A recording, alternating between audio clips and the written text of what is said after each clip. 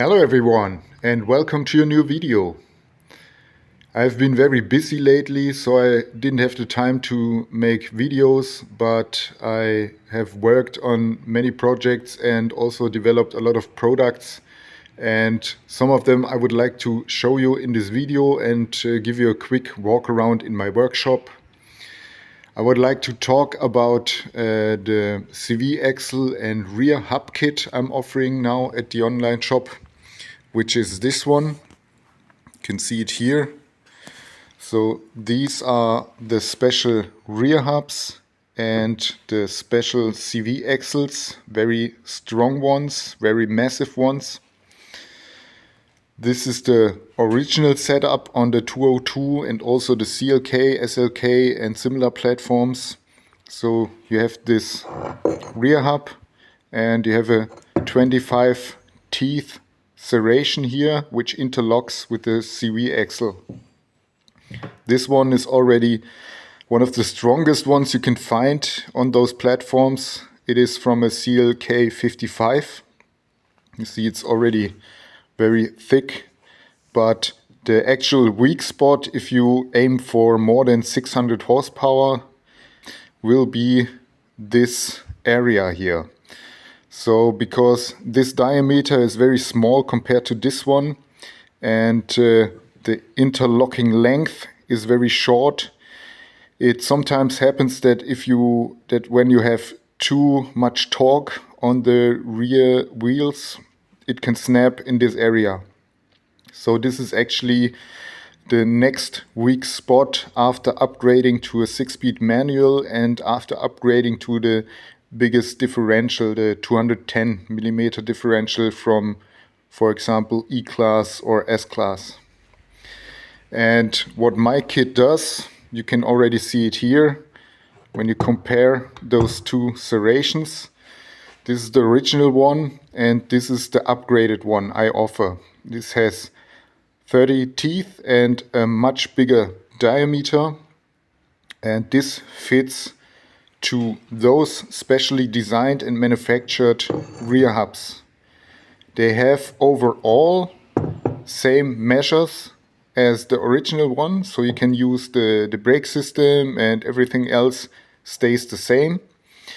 But it has the big serration, of course, to fit to those CV axles, and it allows you to transmit much more torque to your rear wheels. Yeah, that's mainly the function of this kit, and I also offer it with some ABS rings. So I offer a kit which has like a trigger ring here, which allows you to use the original ABS system. And those CV axles I rate for 800 horsepower. So if you're building something above 600 horses, up to 800 horses, I would suggest to use this kit so you don't snap your original CV axles. I've also built a demonstrator axle I can show you now, which is this one. So this is what I use for presenting many of my products. So here got a special differential cover which allows you to install the big rear differentials in the 202 axle frame. Then we have, as I said, the big differential here, the strong CV axles, and here you already see the ABS ring version and also the special hubs. So that's how it looks when you install it on your rear axle. The nut sits like this, and you have the whole length interlocking with the long serration. And yeah, that's what I call the 800 horsepower axle. We also have my special bushings here, the Motorsport bushings, which I also drive on my 124 daily. And also installed here is the Uniball kit, so Motorsport technology in this axle here. Yeah, it's a very cool kit. I'm very proud of it. The quality is great. The hubs get machined from a very strong chromoly steel with a strength which exceeds the one original from the Mercedes parts. So this is very tough. I can only advise to use this if you aim for high horsepower numbers. The length of the CV axle is fitting to the 202 axle and also CLK, SLK. I could not confirm yet that it also fits in the 124 or the 201. I would need someone to test it or to give me some measures so I could confirm that it also fits there, or maybe not. What I also would like to show you is something I have for the M104 in my shop now, which is the high performance fuel rail. You see, this is the original intake manifold from the M104 engines. You can also see it here on the 3.2 liter I have sitting around. So this is the original fuel rail with the pressure regulator. And what my product does, it fits the same mounting points. So I have this aluminum fuel rail with a high inner diameter. So much fuel is stored there and can compensate for the injection pulses.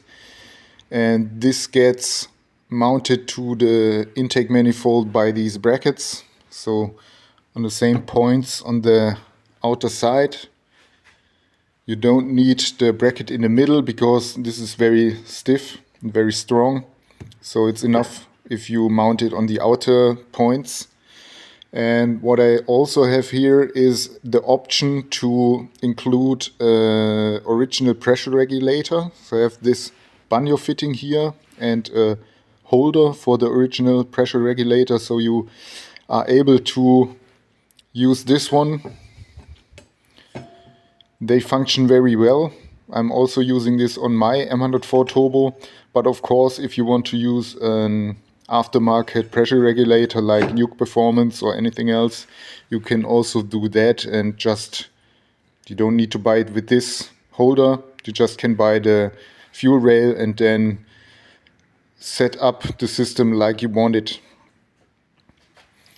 The distance from the rail to the intake manifold is the same, so the injector length is like original. And yeah, got my logo on, and I think it looks really nice. What I would also like to show you is a project I'm working on at the moment, which is a flange adapter for the OM606 or OM605 engines. You can see that here. I already have a 3D printed prototype here.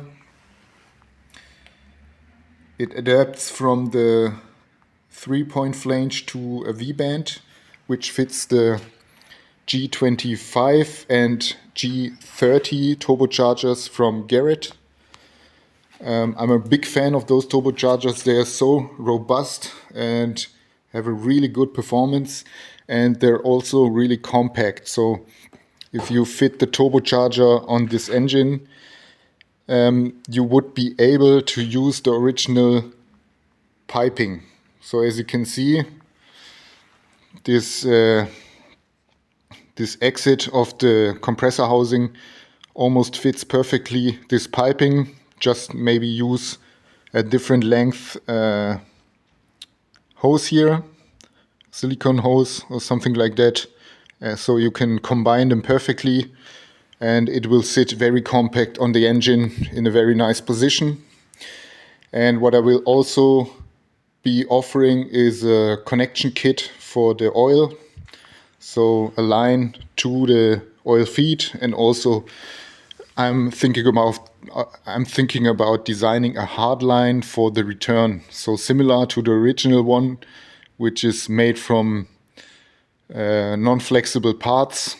I will design something that is similar, and so we have the possibility to buy a kit the flange adapter plus the return and feed line, and then you just can buy a turbocharger from Garrett or maybe also from Pulsar, which is a Chinese brand copying these turbochargers in a very good quality, and then you're ready to go. So what else is happening? As many of you might know, we offer the MLS gasket for the M111 engine. It's a very good selling part, so the people appreciate the quality, and I think this is the best quality on the market. And now we offer the same quality for the M104. So this is the MLS gasket for the M104. It has the original thickness, so you can also use it if you want to have a naturally aspirated engine. If you're overhauling, for example, a 3.6 liter or 3.2 liter and just want to drive it naturally aspirated. But it's also a great option if you want to turbocharge your engine. It holds up to very high boost pressures and is made really nice.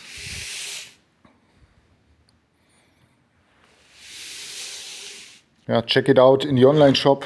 The bore size is 92 millimeters, so it is also suitable for 3.4 liter, 3.6 liter, if they're not Brabus, because Brabus had a little bit higher piston size, but for most of the engines it fits. My M111 race car is still waiting to be finished.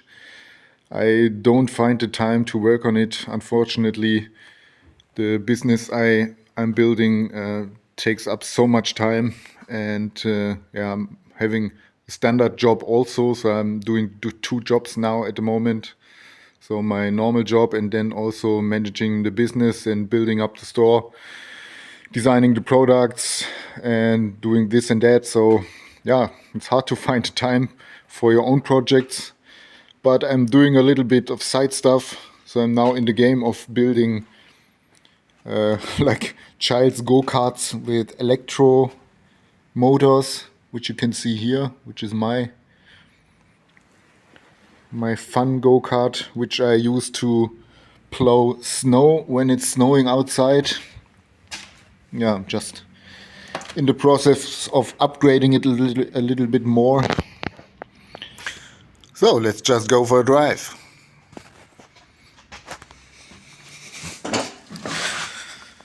I will upgrade soon to a all-wheel drive, so also 2 additional engines on the front wheels. So I have more power and also more traction when plowing snow in the winter. I got the light here with the switch and my pedal. Also do need to upgrade the brakes to some brake discs, maybe disc rotors. The fun side fact is that I'm using the control chain of an M104, also the chain pulley here, the small one which usually sits on the crank, and then the bigger one which usually sits on the camshaft. And some of you might know the sound which M104 engines do when they warm up. They have like a very distinctive sound, which a lot of people or many people never knew where it comes from. And I think now I found out it comes from the chain.